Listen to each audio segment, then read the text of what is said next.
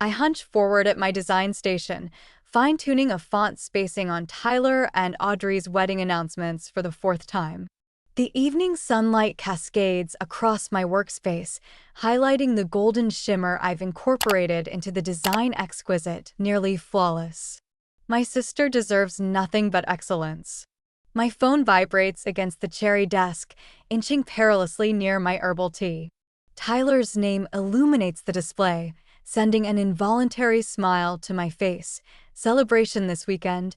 Guest count strictly limited. Sorry, but you understand. My fingertips freeze mid-adjustment. I scan the message twice, convinced I've misread.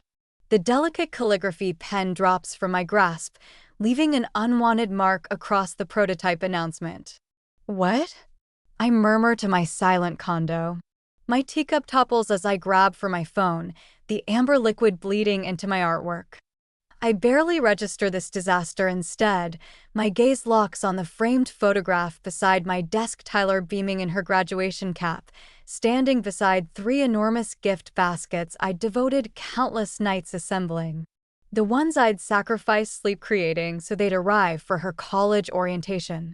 The gift baskets that contained her favorite handcrafted chocolates, despite facing a major deadline the following morning.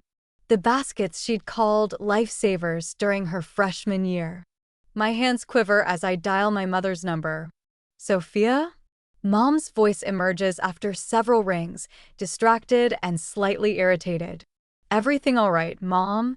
Tyler just messaged me about some weekend gathering for her engagement. My voice sounds steadier than I feel. There must be some misunderstanding. A moment of silence followed by an exhale. It's just a small get-together, Sophia. Nothing elaborate. I press my fingertips against my temples. But I'm her sister. I've been designing their actual wedding invitations all week. Look, sweetie. Mom's tone shifts to that dismissive one I recognize too well. It's a tiny affair at Audrey's parents' lake house. Don't create an issue, okay? You know how your sister gets when everyone starts making demands. When I make demands, the unspoken accusation hovers between us. Right, I manage, my throat constricting. Of course. I disconnect before she detects the tremor in my voice. The evening light feels harsher now as I stare at my design work hours of unpaid effort for a sister who couldn't even bother to include me at her pre-wedding celebration. My thoughts flash to 8 months ago, the 2 a.m. call from Tyler in Chicago, frantic because her credit card had been compromised. I recalled transferring her $2,500 from my carefully accumulated savings without hesitation. Emergency funds she still hasn't repaid. I think about the 4 evenings I spent designing their engagement announcement when Audrey decided she simply wasn't feeling the professional one they purchased. How I'd canceled my friend Jamie's art exhibition to complete it by their deadline. The 20 months of her graduate program when I shipped a care package every single month.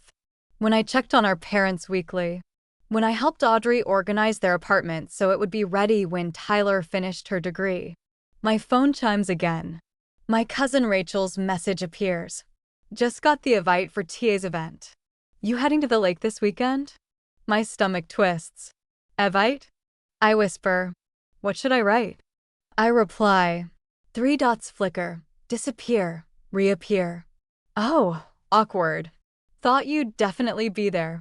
It's at the Richardson's Lake property. Looks like everyone's going. I asked her to forward it to me, a request met with uncomfortable delay before it arrives in my inbox.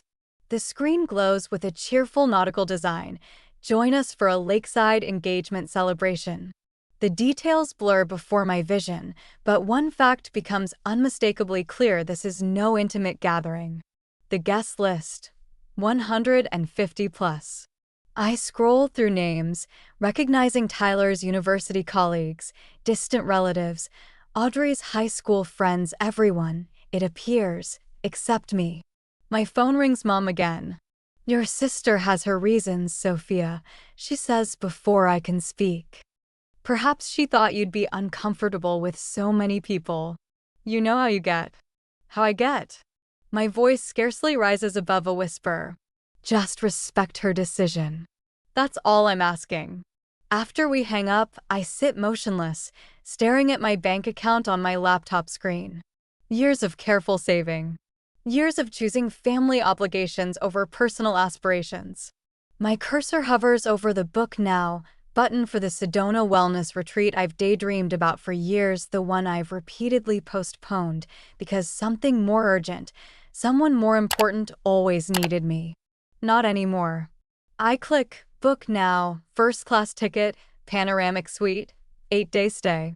As the confirmation email arrives, I capture a photo of my passport beside my plane ticket confirmation.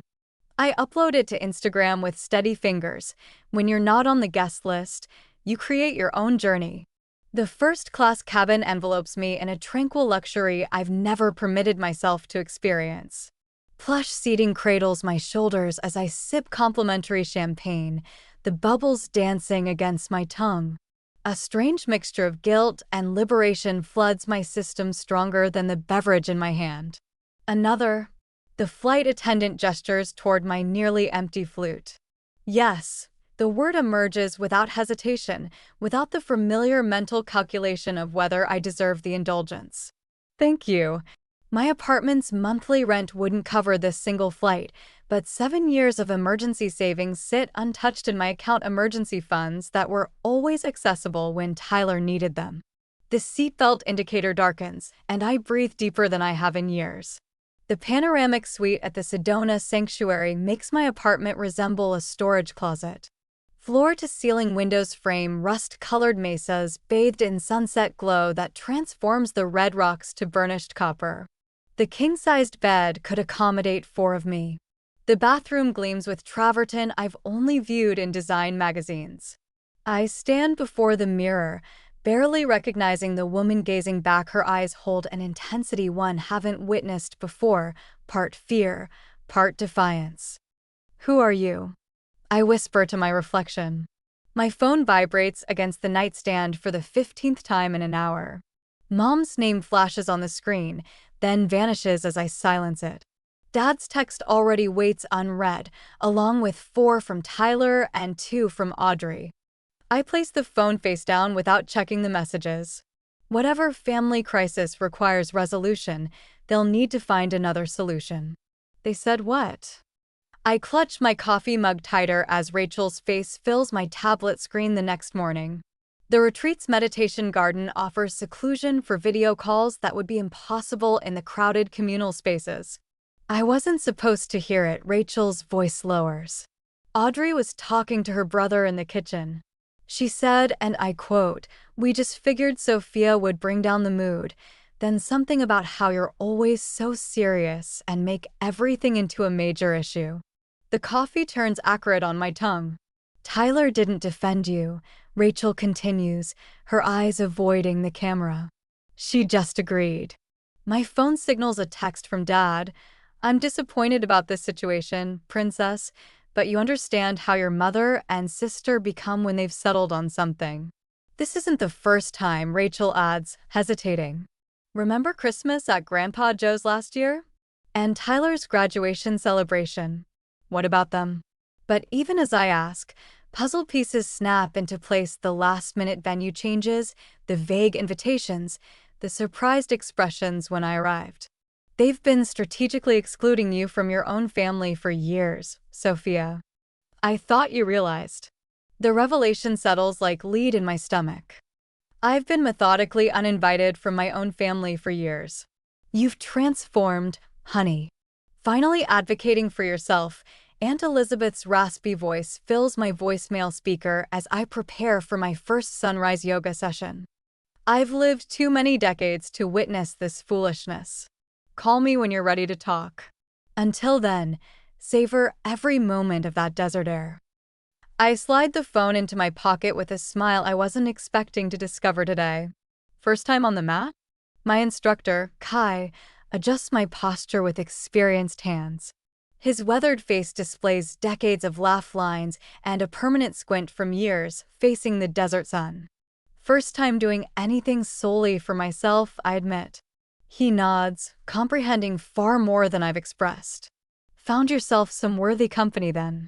By afternoon, I've joined a circle of solo travelers at the sanctuary, a retired professor from Massachusetts, a widower celebrating his anniversary, a young woman recovering from burnout. They welcome me without inquiries about family or responsibilities. We exchange stories over fresh juice as naturally as if we've known each other for decades. My phone remains dormant in my bag for entire stretches. I forget it exists. The beginner's yoga sequence isn't particularly advanced, but as I flow through it without faltering, triumph surges through me. The warm air caresses my face, and my laughter emerges genuine and uninhibited. My body remembers how to move without hesitation, how to yield rather than resist. Impressive progress for day one, Kai remarks from nearby. I spend my existence making things simpler for everyone else, I respond. The irony isn't lost on me that I'm finally learning to do the same for myself. The sanctuary's great room buzzes with peaceful energy. A stone fireplace radiates warmth and light across comfortable seating arrangements where new connections form. I sink into a woven armchair, warming my hands around a mug of herbal tea, listening to Mia's account of hiking Machu Picchu last autumn. I realize with surprise that my phone hasn't vibrated in hours. I retrieve it from my bag, 22 missed calls and 45 unread messages. But instead of the familiar spike of anxiety, I feel only curious detachment. Whatever emergency they're navigating, they're managing without me and surviving. And so am I. As the conversation around me swells with genuine laughter, I capture a photo of the breathtaking desert panorama visible through the windows. I post it to Instagram with steady fingers. Good morning to authentic living. Have you ever needed to step away from family expectations to discover your true self? Share in the comments if you've ever faced the difficult choice between loyalty to others and loyalty to yourself. The fireplace crackles in the sanctuary's timber-framed meditation room as I raise my kombucha in a silent toast to myself. For days into my Sedona escape, and the tension that's resided between my shoulder blades for years has finally begun to dissolve. My phone buzzes against the polished stone side table, then buzzes again and again. When it vibrates for the 8th time in under a minute, curiosity prevails. I set down my drink and pick up the device. 25 notifications, all from Rachel. Complete meltdown happening. Call me ASAP. I hesitate, fingers hovering over the screen. Part of me wants to silence it, to preserve this fragile piece I've discovered.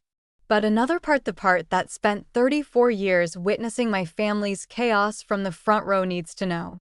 I slip outside onto the secluded terrace, where ancient junipers frame the retreat's amber lights. Rachel answers instantly, party noise exploding through the speaker. Oh my God, Sophia, you're missing absolute chaos. Tyler's been flirting with Jordan Wilson, her college boyfriend, for the past hour, right in front of Audrey. What? The word forms on the arid desert breeze. It started with reminiscing, then progressed to arm touching, and now they're huddled by the bar, laughing like they're the only people here. And Audrey just threw her martini in Tyler's face, the entire glass, then stormed out screaming that the engagement is canceled. Despite everything, my stomach tightens. Old habits surface, my mind already calculating how to mend this, what phrases might ease tensions, how to salvage the celebration. Then I remember I wasn't significant enough to be invited. That's not even the worst part, Rachel continues. Tyler smashed a vase after Audrey left. Pretty certain she lacerated something in her hand. Your dad's losing it. Tyler got into a shouting match with him in front of everyone. The bartender cut them both off, and the manager threatened to shut down the entire event. I can envision it perfectly. Tyler flushed and belligerent, Dad intensifying everything with his damage control that only damages, Mom wringing her hands in the corner, pretending nothing's happening. Aunt Elizabeth is the real champion though, Rachel adds, lowering her voice. She marched right up to Tyler, looked her directly in the eyes, and said, I'm quoting exactly, "This is what happens when you eliminate the only responsible adult in your life." The entire room went silent. A strange sensation bubbles from my chest, something between a laugh and a sob. For 34 years, I've been the invisible foundation, the emergency contact, the 3 a.m. problem solver, the reliable one who's present for every crisis. Except this time, I'm not. I should go, I say finally. I registered for a sunset meditation hike. What? Sophia, did you hear what I said? Your sister is self-destructing, and Audrey just departed with her bridesmaids. Everyone's searching for you. They know where I am. I reply simply, because I told them on Instagram 4 days ago. I end the call and silence my phone completely. 15 minutes later, I'm traversing ancient trails with 8 strangers and a guide named Miguel. The landscape around us is silent except for our breathing and the soft crunch of red earth beneath our hiking boots. First time? Asks the woman beside me, Catherine from Seattle. I recall from introductions. At everything, I admit. First time hiking, first time in Sedona, first time choosing myself over family drama. She laughs, a genuine sound that echoes among the junipers. That last one's the hardest. The physical exertion burns my calves as we ascend. My breath forms visible wisps in the cooling air. Each step requires deliberate effort, lift, place, press. No room for family anxiety when you're focused on not tumbling backward down a rocky incline. Halfway up, Miguel pauses our group at a vista point. The valley unfolds below us, lights twinkling like scattered gems against the darkening landscape. The sun begins its descent, painting the sky in impossible shades of scarlet and gold. Take a moment, he says softly.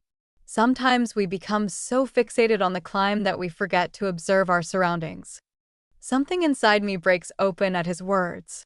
A small, unexpected laugh escapes me, perhaps my first authentic one in years. Catherine smiles beside me, and 3 other hikers join in, our laughter rising like incense into the twilight sky. I am not responsible for repairing their mess. The thought arrives with such clarity that it halts my breath. All these years, I've been the designated emergency specialist, the emotional buttress. But perhaps, just perhaps, my absence is precisely what they require. For hours later, muscles pleasantly aching from the hike, I return to my room and reactivate my phone. The notifications cascade like a flash flood. 19 texts from Tyler, escalating from angry, "Where the hell are you?" to accusatory, "This wouldn't have happened if you were here," to desperate, "Please call, everything's falling apart." 12 missed calls from Dad, followed by a text that makes my jaw clench, "We needed you. You abandoned your family when it mattered most." 5 tearful voicemails from Mom, each concluding with her signature line, "Please don't make this a big deal, sweetie." One message from Audrey sent 45 minutes ago, "I need guidance. Tyler's a disaster. Can you talk some sense into her?" My thumb hovers over Tyler's message. Muscle memory nearly taking control. For a heartbeat, I consider what I've always done: intervene, smooth tensions, absorb blame, fix the unfixable. Instead, I open my contacts. I locate Tyler's name and press block contact. The screen asks if I'm certain. I've never been more confident about anything. I block Dad next, then Mom, then Audrey. Each tap releases a heavy burden I've carried so long I forgot it wasn't mine. I call the front desk. "Hello, this is Suite 452. I'd like to extend my stay by 5 more days, please." Afterward, I take a selfie by the terrace, the sunset casting a magical glow across my face. I've never appeared more serene. I post it with a caption that would have been unimaginable mere days ago: "Zero regrets. 100% peace." Then I silence my phone, place it on the nightstand, and for the first time in my adult life, I sleep without anticipating its ring. I'm halfway through a challenging meditation sequence that would have intimidated me a week ago when my phone vibrates against my hip. For a blissful moment, I consider ignoring it, like the 20 other calls I've let route to voicemail. But something that old, familiar sense of obligation makes me pause my practice and withdraw to the meditation garden. Aunt Elizabeth's name illuminates my screen. Unlike the others, she merits a response. Sophia. Her voice crackles with a blend of relief and concern. They're driving themselves crazy trying to reach you. I watch a mother and daughter stroll past, their quiet conversation carried on the gentle breeze. I needed perspective. Perspective? She snorts. Your sister has left 23 voicemails, starting with, "How could you do this to me?" and progressing to, "Please, I need you." Your father even composed an apologetic text your mother forced him, of course, but still. I close my eyes, feeling the sun warm my face. And Audrey. Her cousin appeared at your apartment yesterday. Thought you might be hiding. Found nothing except your neighbor watering your plants. I asked Jamie to check on them, I murmur, watching a desert hare hop between cacti. Where are you, darling? For the first time in days, I smile a genuine smile that reaches my eyes. Somewhere I should have ventured years ago. Perfect alignment, Sophia. My yoga instructor praises as I complete the final pose. 5 days ago, he patiently helped me recover after countless wobbles during beginner poses. Today, I'm flowing through a sequence aptly named Liberation. Join us for evening meditation, he asks as we conclude the session. Wouldn't miss it, I reply, surprising myself with how readily I've adapted to this new rhythm. The sanctuary staff recognize me now. Rosa at the reception desk reserves me the morning newspaper. Diego remembers my tea preference. And Camila, the activities coordinator, stops me with suggestions for excursions. Sophia. Camila waves as I enter the lobby. The Sullivans wondered if you'd join them tonight. They're hosting a small dinner at their casita and thought you might enjoy home-cooked vegetarian cuisine. I pause, momentarily confused by the invitation. The Sullivans, a middle-aged couple I met during a crystal workshop, have no obligation to me. They seek nothing designed, solved, or fixed. They simply enjoyed my company. I'd love to, I answer, and the simplicity of the exchange nearly brings tears to my eyes. Later in my room, I open the leather-bound journal I purchased in the gift shop. I flip through days of entries, watching my handwriting transform from tentative and uncertain to bold and flowing. Day 1, arrived broken, wondering if I've made a terrible mistake. Day 6, completed my first advanced yoga session today. Faltered twice, recovered twice. No one appeared disappointed in me. Day 8, I recognize my reflection again. I press my pen to a fresh page. Day 9. The woman who arrived is not the woman who will depart. Dr. Jensen observes me from across her sunlit office in the retreat's wellness center. You've made a deliberate decision to disengage, she says. It's not a question. I nod, turning my silenced phone over in my hands. 84 notifications, I haven't opened a single one. Tell me about your family, she suggests. The unfiltered version. And I do. The words pour out like monsoon rain of 20 months of care packages during Tyler's graduate program. The money I transferred without question. The announcements I designed without compensation. The gatherings I'd missed to meet their demands. The savings account I've depleted resolving their emergencies. Returning to those patterns would be self-destruction, I conclude, surprised by my own certainty. Dr. Jensen nods. And yet, they're discovering what they've lost, aren't they? Are they? I ask, not entirely convinced. People rarely transform until the pain of remaining unchanged exceeds the pain of changing, she replies. Your absence has tipped that scale. A new message from Rachel appears as I settle by the meditation pond with a journal. Aunt Elizabeth has moved into your parents' guest room. Says she's establishing boundaries. Dad nearly had a conniption. I smile, envisioning my aunt's no-nonsense approach. Another message follows quickly. Tyler confessed to your mom that they've taken you for granted. Mom actually agreed. I nearly fell off my chair. Before I can respond, a video message arrives from Audrey. I hesitate, then play it. Her face appears eyes swollen and raw. Sophia, she begins, voice breaking. I've been terrible to you not just regarding the party. For months. Years, really. She wipes her eyes with trembling fingers. No practice speech, no careful makeup. I can't imagine why you'd forgive me, but I hope you'll allow me to try making amends. I set my phone down, emotions swirling as I reach for my herbal tea. The reception desk calls. Miss Parker, there's a delivery for you at the front. The clerk hands me a cream-colored envelope addressed in Tyler's distinctive handwriting. I trace my finger over my name, written with unusual care. Inside, a single page begins. I don't deserve forgiveness, but I need to try.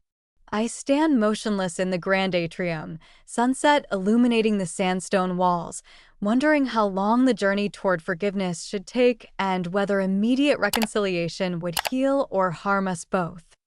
I fold my final t-shirt sage green organic cotton I treated myself to at the Sanctuary Boutique and tuck it into my suitcase. 10 days ago, I threw clothes into the same bag with unsteady hands and tear-blurred vision. Today, my movements are measured, intentional. The woman who escaped here barely resembles the one preparing to return.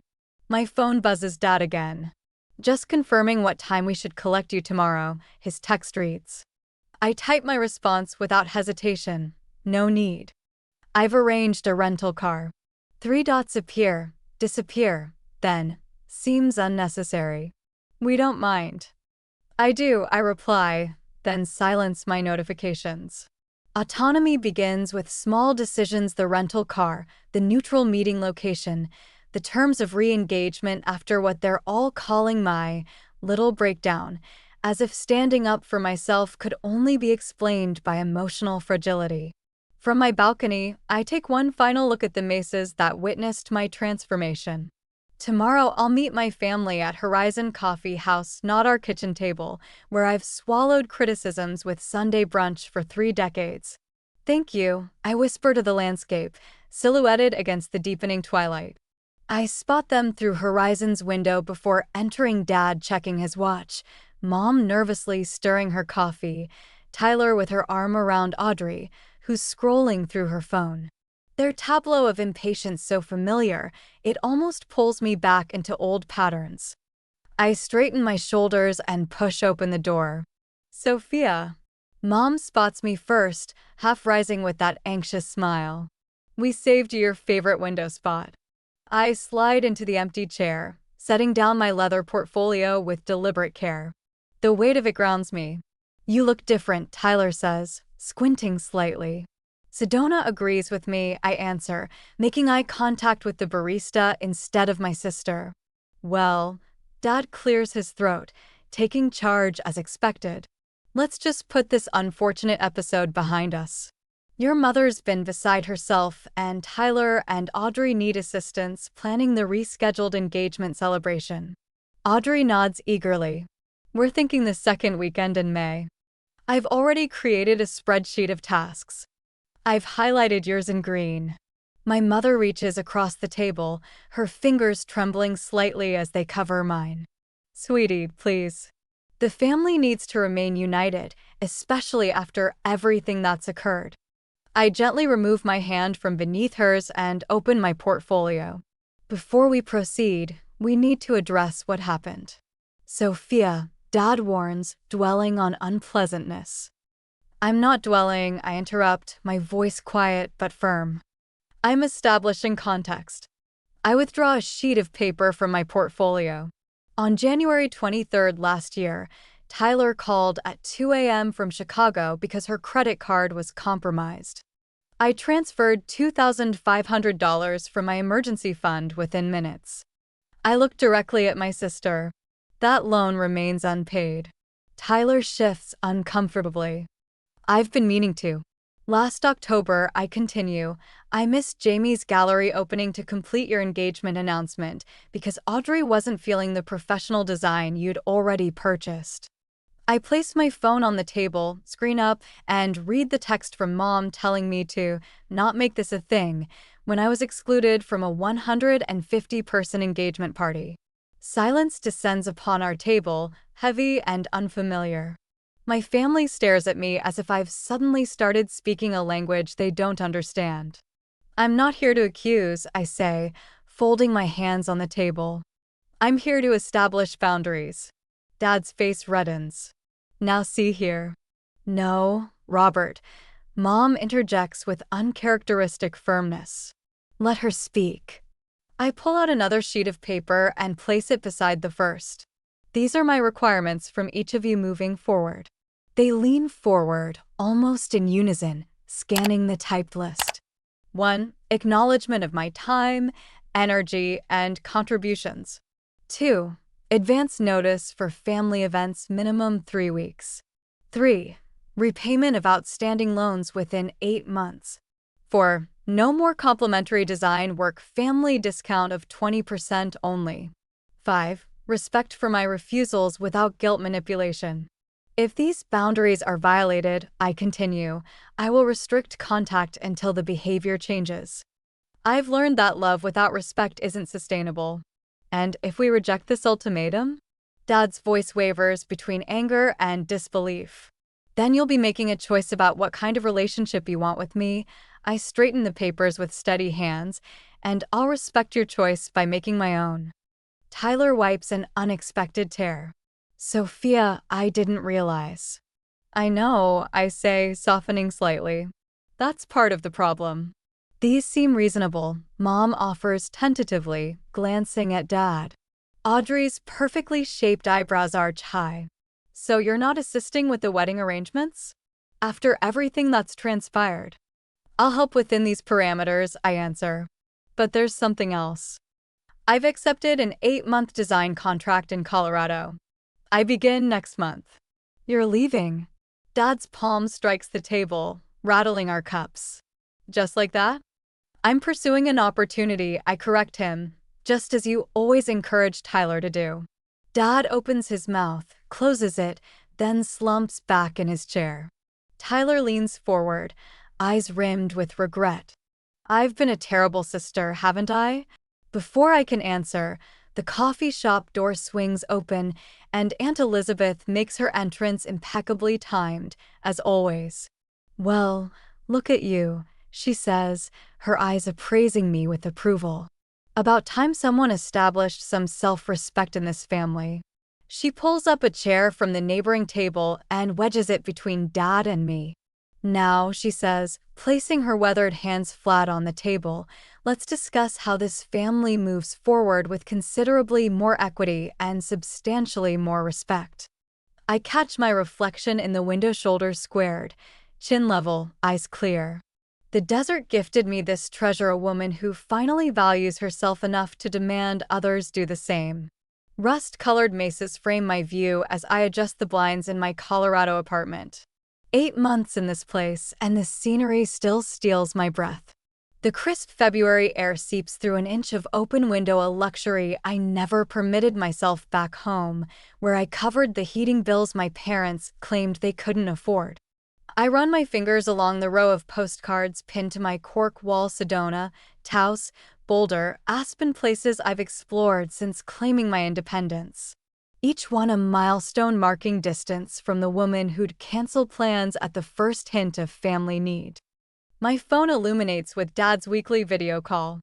I take a deep breath before answering, remembering my therapist's advice. Boundaries aren't walls, they're doors you control. Sophia. Dad's face fills the screen, his hair freshly trimmed for the neighborhood association meeting. You look rested. I am. No explanation, no apology. That's new too. Your mother inquired about your project for that tech startup. He pauses, adjusting his reading glasses. She noticed their billboard on Interstate 70. Said it had your signature elegance. 8 months ago, I'd have launched into an extended justification, seeking validation. Today, I just smile. It was a rewarding client. They've already commissioned 2 more campaigns. A notification slides across my screen, a text from Tyler. Wedding program drafts arrived today. Using your typesetting recommendation. Thanks, sis. No desperate plea for assistance. No 11th hour crisis. Just acknowledgement. Progress. After we disconnect, I open my laptop to an email from Rachel with apartment listings in Denver. Consider me as a roommate? Colorado looks magnificent on you. I sip my tea and allow myself a moment of quiet satisfaction. The family that once viewed me merely as a utility has begun the awkward, imperfect process of seeing me as a person. Aunt Elizabeth's weekly letter sits unopened on my counter, her elegant handwriting visible through the envelope. Her correspondence has been my anchor through this transition. Last week she wrote, "Your mother actually asked me how to support your career without overstepping. First time in 38 years that woman has requested guidance." I tuck the letter into my journal for later, savoring the anticipation. Today requires focus. My design business has quadrupled since relocating. Clients who respect my boundaries line up for my services. The invitation rests on my coffee table. Tyler and Audrey's revised wedding plans. A simple ceremony, 40 guests. My name on the envelope in Tyler's handwriting, not Audrey's assistant's. I haven't decided yet. My therapist nodded thoughtfully when I showed it to her. Attending doesn't signify returning to previous patterns, she reminded me. Hotels exist for a reason. Later, I'll meet with Zoe, a design student struggling with family expectations. She reminds me of myself, talented but hesitant to claim space. The scholarship I established at the local art college connected us. "You're helping me grant myself permission," she told me last week. A familiar heaviness attempts to settle on my shoulders as I remember next week's Women's Entrepreneurship panel, where I'm speaking about professional boundaries.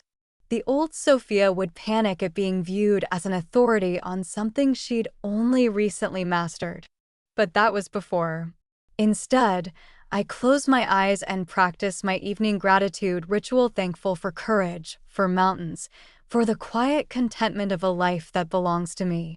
Through the window, the setting sun paints my walls amber, the same golden hue I was perfecting on Tyler's original invitations the day everything transformed. I rest my hand on the wedding invitation. Tomorrow I'll book a hotel room in my hometown and RSVP yes, not because I'm needed, but because I choose to attend. Sometimes, the greatest act of love is learning to love yourself first.